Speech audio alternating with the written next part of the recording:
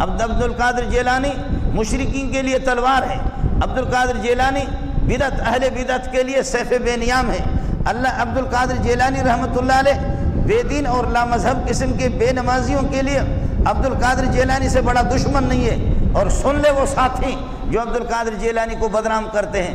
عبد القادر جیلانی کہتا ہے کہ کوئی نماز نہیں پڑھتا، وہ چاہے کسی مولوی نے مولوی منظور جیسے یا مفتی منیب جیسا، یا یہ ہے کہ اللہ کا بھلا کرے طاہر اشرفی جیسا کسی بھی ملا نے اس کا نکاح پڑھایا ہے، چاہے کوئی بھی پڑھائے، اگر وہ نماز نہیں پڑھتا وہ پکا بے ایمان ہے، وہ مسلمان بھی نہیں ہے، اس کا نکاح بھی نہیں ہوا، بچے جو پیدا ہوں گے وہ حرامی ہوں گے، وہ ولد الزنا ہوں گے، وہ مشکوک النسل ہوں گے۔ یہ جب مرے گا اس کو مسلمانوں کے قبرستان میں دفن نہ کرو، یہودی اور عیسائیوں کے قبرستان میں دفن کرو۔ تم عبد القادر جیلانی کو مانتے ہو؟ عبد القادر جیلانی بے نماز کو بے ایمان کہتا ہے۔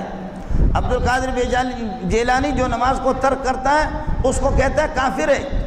عبد القادر جیلانی کہتا ہے کہ جو بے نماز ہے اس کو اللہ آپ کا بھلا کرے اگر وہ مرے مسلمانوں کے قبرستان میں دفن نہ کرے۔